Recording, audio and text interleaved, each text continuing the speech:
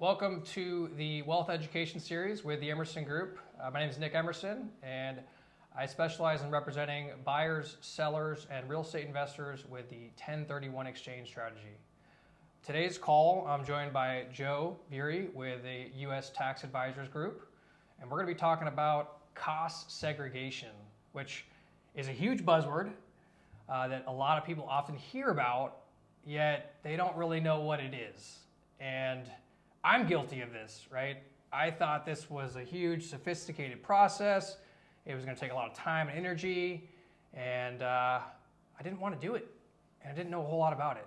So I'm really grateful to be having this conversation with Joe today, because this is something that saved me a lot of money on my taxes last year, and it's really important that I get the word out to everyone else so they can do the same. So I figured Joe was qualified. His firm has completed over 5,000 cost segregation studies and has been doing it since 2007. I think that classifies as an expert. What would you say, Joe? I think I've been doing it long enough, and I've probably heard every story out there, yes. Good. Well, without further ado, Joe, take it from here and just tell us, what the heck is cost segregation? Well, Nick, cost segregation is an area of the tax law that takes advantage of depreciation. Depreciation is an expense the IRS allows the owners of the building to take, and if you have taxable income and you have expenses, you reduce your taxable income, and that's what we do. We reduce or eliminate the personal income tax, state and federal, for those who perform cost segregation. And to make it as easy as possible, what we do as an engineering company is we break out the building into its shorter-lived assets. 5 and 7 years for the interior, 15 years for the land improvements, and you'll always have the basis of the building in real property, which means you can't shorten the life. For residential, that's 27 and a half years. For commercial, it's 39 years. So all we're doing is reallocating the components of the building into shorter lives to give the owner a reduction or elimination of their income taxes. And before I go any further, I also wanted to add a quick disclaimer that Joe and I, at least not to my knowledge, are not CPAs or accountants. So please do speak with your own personal CPA, tax accountant professional, or your Uncle Larry, whoever you might have helping you out with your taxes. So getting aside from that, with cost segregation, how do people use cost segregation, and what does it do for them exactly? I know we talked about being able to influence your depreciation table and allocating certain parts of the building to accelerate it, but great, what does that mean? What does that do? Yeah, exactly. So what we do, and this is important, we don't reduce land tax. This is only for income taxes. And again, all we're doing is providing extra depreciable expenses because we're accelerating the process. So the easy way to attack depreciation, and which most accountants still use today, is the straight line method. Right. Straight line method, you could have your 5-year-old child do it. You take the acquisition cost of the building, subtract the land, because land is not a depreciable asset. That leaves you with the building basis. Divide the building basis by 27 and a half years for residential or 39 years for commercial. And you can see that if, for example, 39 year for commercial, you take the building basis, you divide by 39, you're just getting a little bit of that expense every year. Well, why not just take a lot of that expense in the current year you're doing cost segregation? And so that's what we do. We accelerate the depreciation, and we give the clients all of the personal property and the land improvements, that chunk of it, about 25 to 40%, they can take as an immediate expense in the tax year they do the cost seg. So by taking that accelerated bonus or depreciation up front, that then offsets their income, right? So they have more to write off, so they're going to have, right, a lower tax basis associated with that asset. Correct. So let's do some simple math. If you buy and we're not in California, now I've moved to Alabama, and you buy a single family home for $120,000 and you peel off $20,000 for land, that gives you a building basis of $100,000. What I intend to find is 25% or $25,000 in shorter lived assets.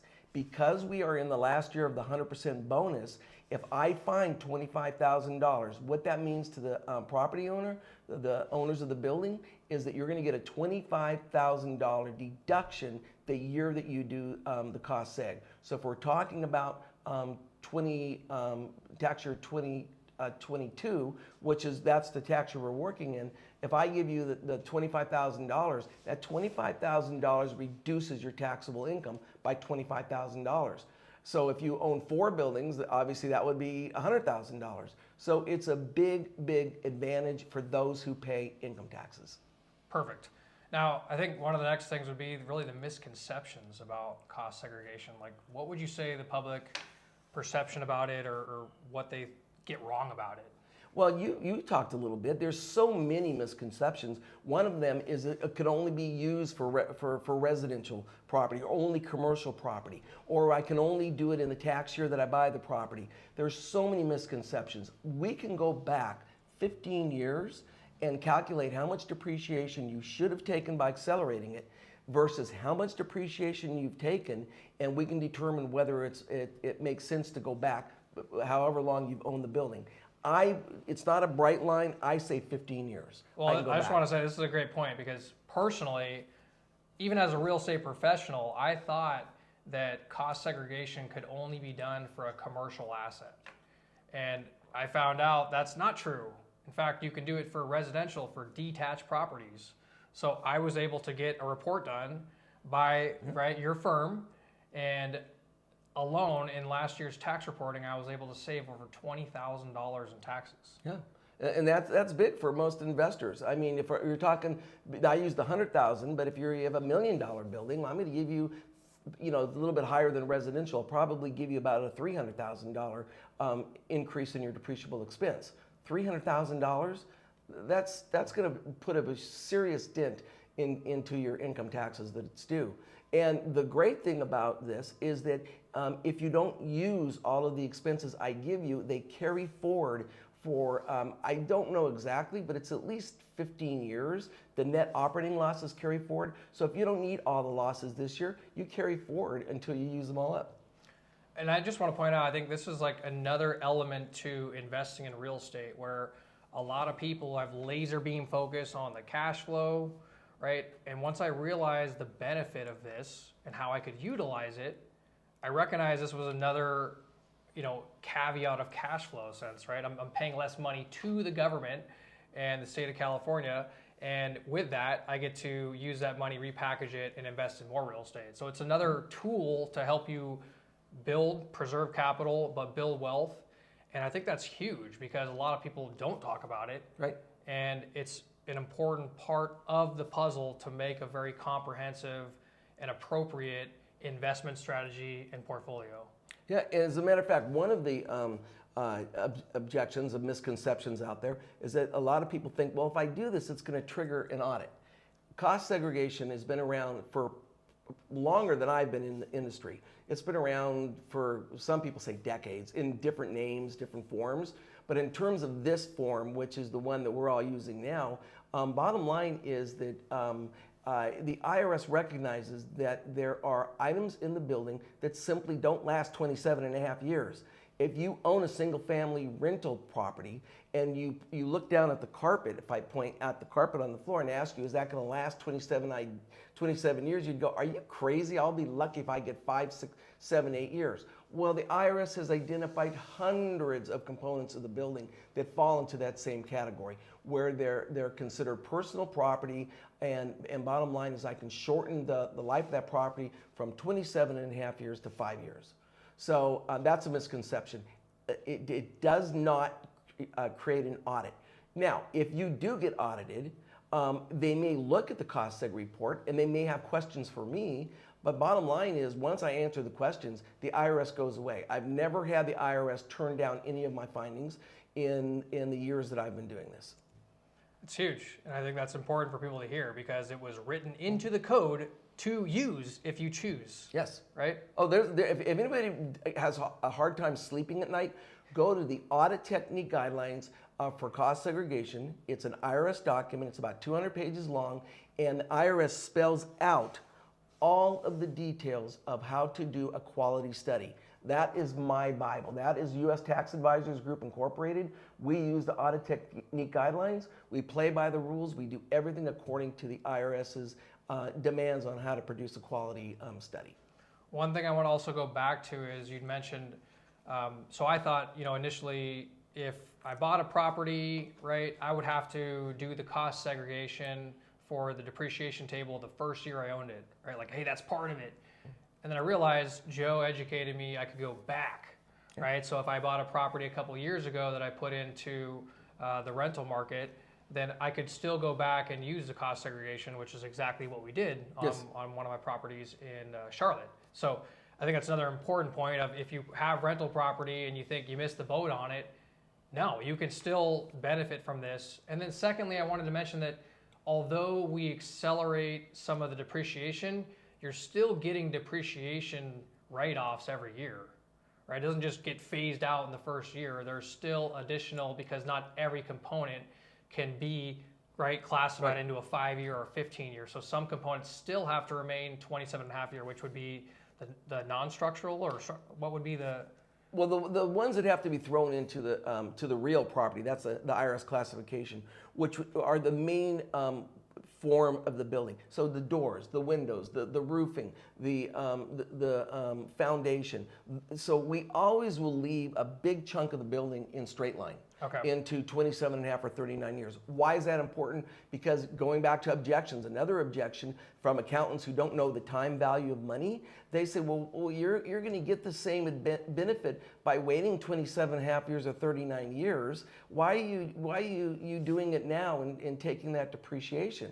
And bottom line is, it's the time value of money. You want your deductions in today's market. You don't want these deductions to trail for 39 years. My gosh, that amount is so small, it just doesn't make sense. What I want is I want people who already know they are going to write a check to the IRS. Real estate is a wonderful investment. My clients are pretty much wealthy people. Now, not all, but I'm just saying that there's a lot of reasons to invest in real estate. And one of them are the tax reduction benefits. So take advantage of them. And one that a lot of accountants don't use because they don't understand how you can accelerate all of and they're not engineers, is cost segregation. So bring it up to your accountant, talk to me, and I'll find out if it's right for you or not. Well, that's a great segue. I was going to ask, is there any situation in which someone wouldn't be a good fit for cost segregation? Like, is there anyone where, hey, right? Like, well, no, I laugh because there is. Okay. If you don't pay income taxes, do not call me or want to pay me any money. Now, I laugh because a lot of people, they don't even know what their tax situation is. They're not really 100% sure. So if you don't know, if your accountant hasn't sat you down and said, get your checkbook out and write a check for 15, 20, 30, some of my clients, millions of dollars. If you don't need to write a check to the IRS, do not call me. Good advice, right? Thank you for saving everyone time who's in that category. I'm sure they'll appreciate that. But get West, but when you do need me, that's when you do call me. Save my contact information, because in 2 years, because you're going to be investing with Nick in a lot of real estate, then you may need me in 2 years. Call me up. We can do a look back study. And we can still capture all of those deductions for you. So one thing I wanted to make sure that we touched on, Joe, was there's been some changes with some of the tax code. Right, and there might be some misconceptions about what that means for cost segregation. So can you tell us a little about what's going on and how that impacts people? Yes, during the Trump tax act a few years ago, Congress back then, because the economy was not doing well, they needed a shot in the arm. They basically came up with the idea of 100% bonus depreciation. And what that means is any life of a property, 20 years or less, will qualify for 100% bonus. It started in 2017, and the last year for 100% bonus is tax year 22. So what does that mean? That means that when I find, whatever I find in 5, 7, and 15-year property, that entire amount, let's say I find $25,000, that entire $25,000 is going to be a deduction against your income, all of it. Well, you probably don't understand what was the other option. The other option is what I did for the first 12 years I was doing this, 10 years that I was doing this, and that was basically how the math worked when you don't have 100% bonus is you get most of it in the year that you do the study, but then you have trails, about 15% in trails. What does that mean? So if you do a study in 22 without bonus depreciation, you'd get most of it, like 85% in tax year 22, and then in 23 you'd get another chunk. 24 you'd get another chunk. 25 you get another chunk. 26 you'd get another chunk until it phased out, and you've got all the active depreciation from the acceleration function. With 100% bonus, again, there would be no trails. You got all of that the year you did the study. I don't use that as a real big selling tool because I grew up without bonus depreciation. So it's really not that big of a deal because you're still going to get the losses. It's a matter of timing. But if you're thinking about doing cost seg, why not use the 100% bonus? So what'll happen in 23 is the 100 will go down to 80. And then in 24, the 80 will go down to 60. And then 40, and then 20, and it'll be totally phased out in a couple of years. But the advantage is, if you can do it, take advantage of the 100% bonus depreciation.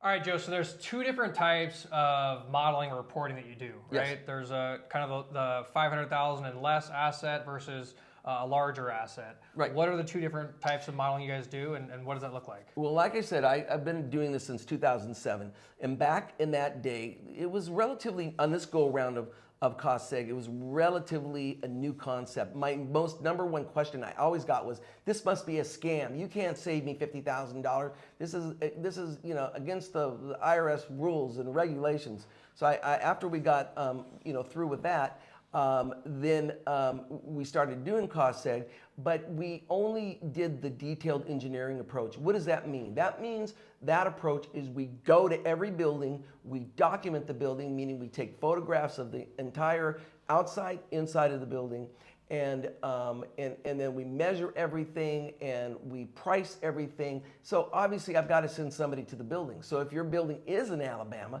we'd have to either send somebody on the East Coast to that building, and we have to do all the documentation and measuring.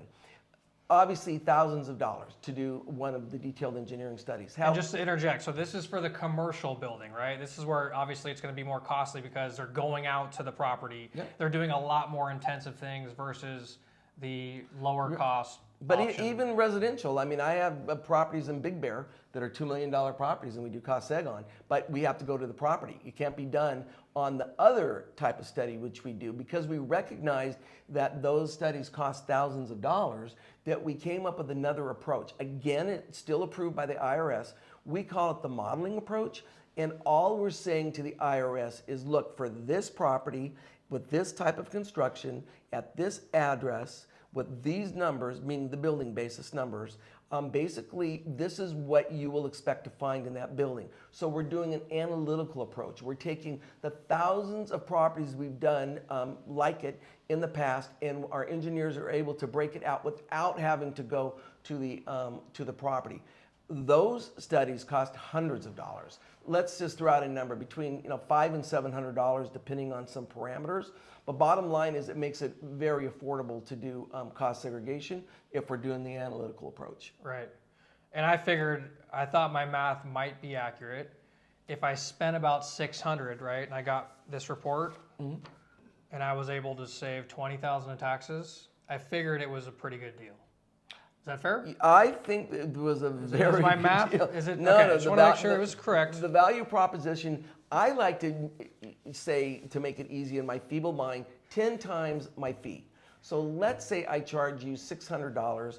I want you to save at least $6,000 in income taxes. You can do what you want. If you want me to do it and you save only $2 because you just like the challenge, okay, but I think that, taking everybody's time into calculation, I like the 10 times. So in your case, if you took that times, you saved 200,000, that's a lot more than 10 times. Right. So that's a screaming value proposition.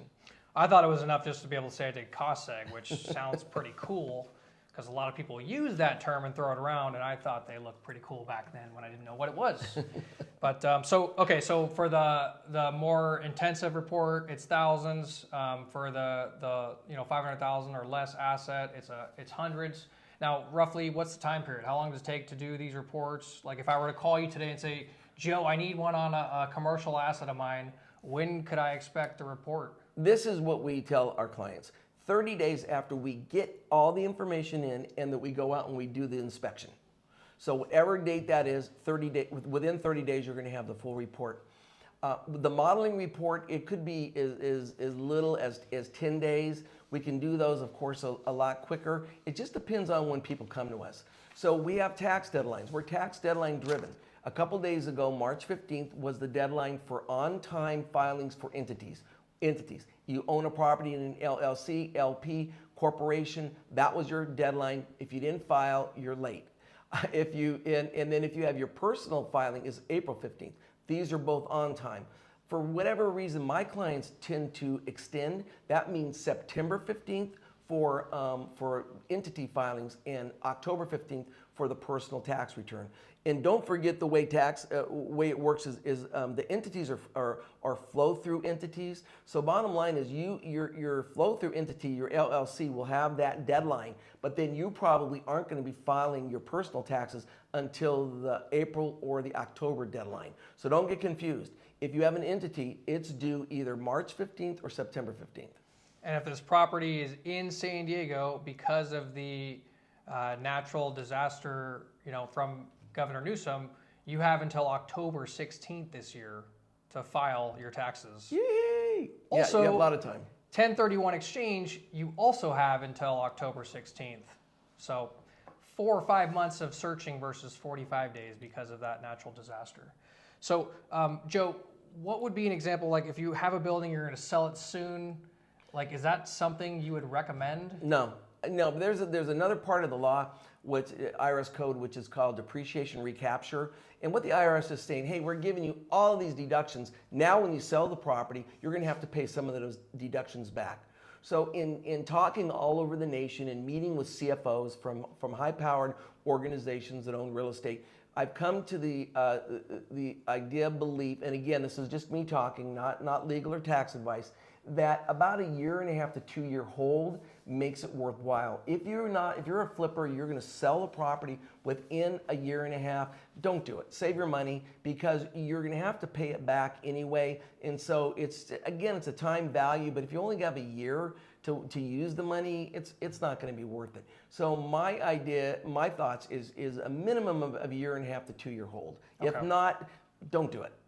Good advice. Well, I think the last thing we want to make sure we cover is the passive versus active real estate investor by definition of the IRS, right?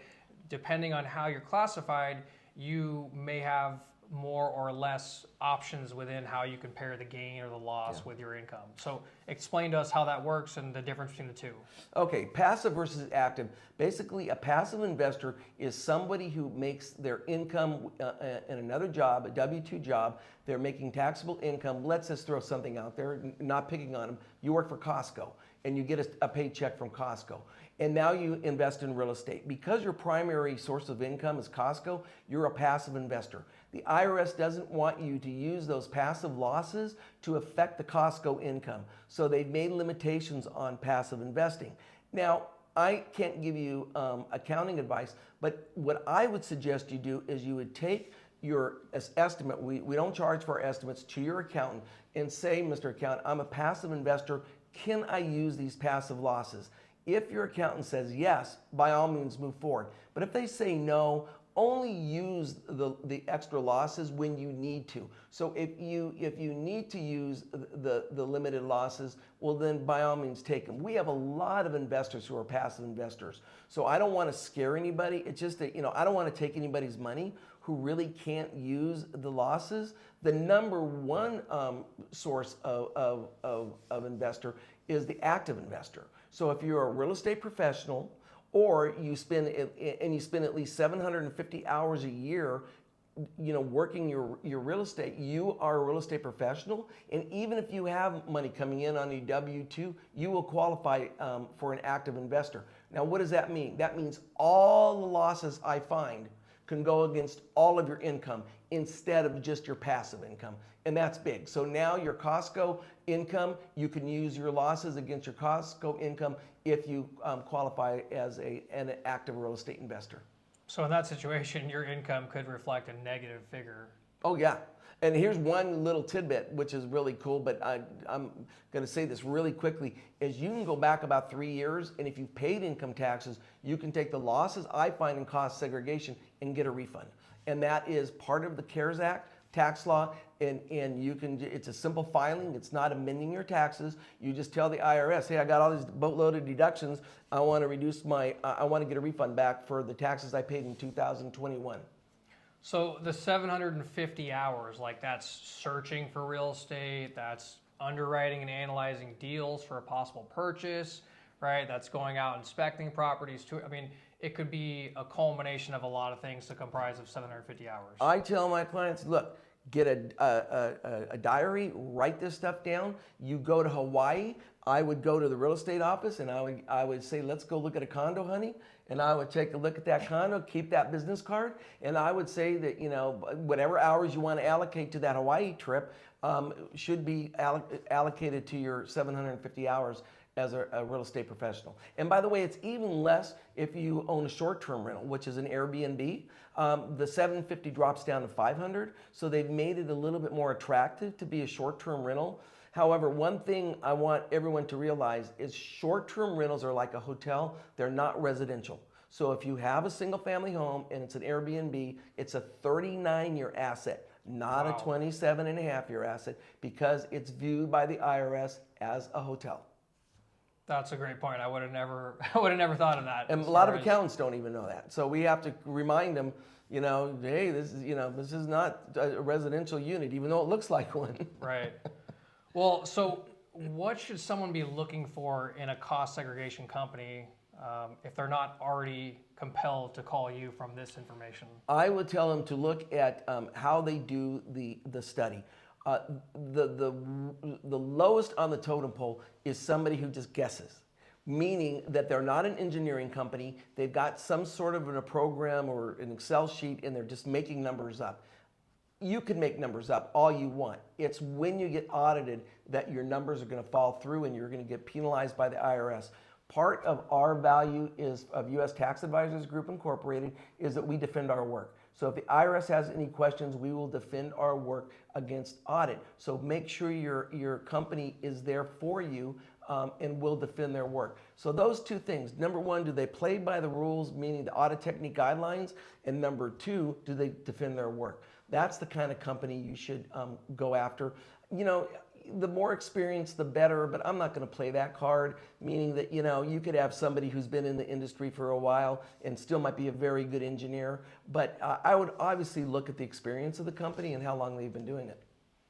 And I want to say, one thing that I really appreciate about speaking with Joe and going through this and talking about cost segregation is that it was very evident that you and I both are just passionate about real estate, passionate about education, and passionate about helping people save money.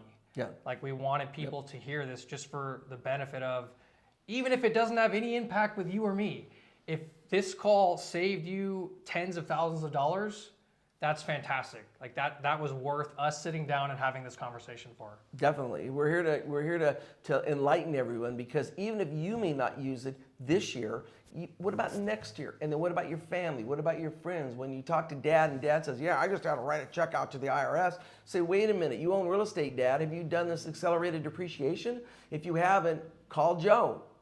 Right.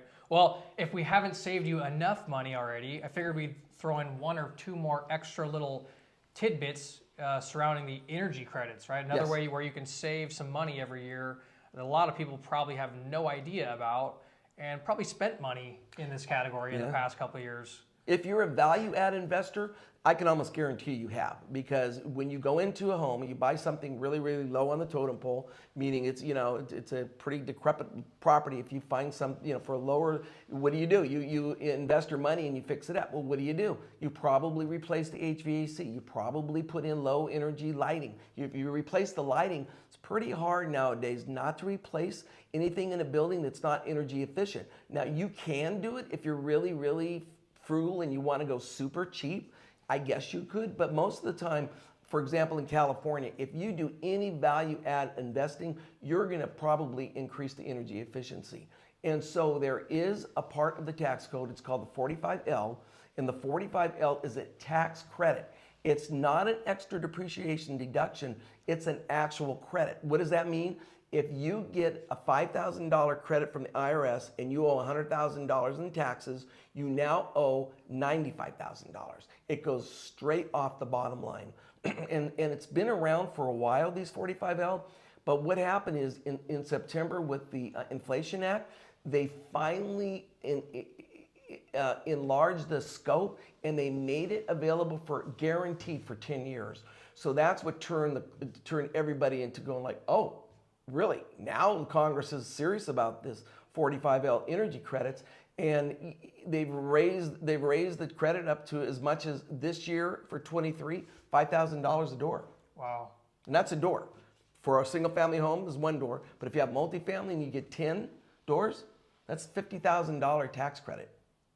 So as far as that tax credit goes, I mean, can people go back? Like, hey, I did all this improvements on this property, but that was 2 years ago. What did I do? I missed out. This is great. I'm glad you brought that up, Nick, because when I told you don't do cost seg if you're going to sell the property within a year and a half, 2 years, for flippers, you can do tax credits. If you're a value add flipper, you can go back 3 years and you can get a refund from the IRS by going back for 3. Now, 3 years meaning even if you did the renovations and you sold the property 3 years ago, you can still get the tax credit. That's powerful. You can't with cost seg. What you can with the energy tax credit. So if you've done any type of energy efficiency work. Now, what does that mean? Lighting, appliances, envelope, doors, windows, insulation in the roof, flooring insulation, roofs, hot water heaters, and HVAC. That's what we're looking at. And there's a special carve out where our engineers have to test to see that if you've increased the energy efficiency above and beyond the designation by the IRS. So if I did I happen to have done a few renovations on properties. If I did the HVAC, the lighting, appliances, I can max it out at $5,000 for this year, right? To 23. For 23. If you go back, it's $2,000 a door. That's the old rules. It's $2,000 a door. Okay. Yep. And this is for single family or residential property, 4 stories and lower. So again, if you own a multifamily that's a high rise, you can't do 45L. There's other tax credits you can apply for, but not 45L. So any low garden style multifamily or single family homes, you can, any of those type of building types, you can get the 45L. So thank you, because you just saved me another $5,000. So I appreciate that. You're welcome. Just keep, I love it. Keep Yeah, coming in keep with tax saving tips over here. But he's not an accountant. He's a cost segregation. Yes. Right? Yes. Okay. So first and foremost, Joe, thank you very much for sharing your time here with us and really for educating us within the Emerson Group community, because I'm sure there's a lot of people that just got done with this call and they walked away and said, wow, what just happened? I need to call Joe and I need to get some things put together here, because I'm missing out on opportunities that I'm spending money on, but I'm not saving or getting credits for in the form from the tax IRS or from state income. So thank you very much for your time. And if you guys would like to get a hold of Joe, we have his information below in the box. Feel free to click on it, and he's happy to connect with you, discuss situation, and I'm sure as you've gotten, Joe will tell you if it doesn't make sense for you based on the information in your situation. And we don't charge for that step. With the first steps, we don't charge for. So once we go and you say, yes, I want to move forward, then that's a different story. But we provide a no-cost estimate. So take advantage of it. All right, guys. Thanks for tuning in, and we'll see you next month.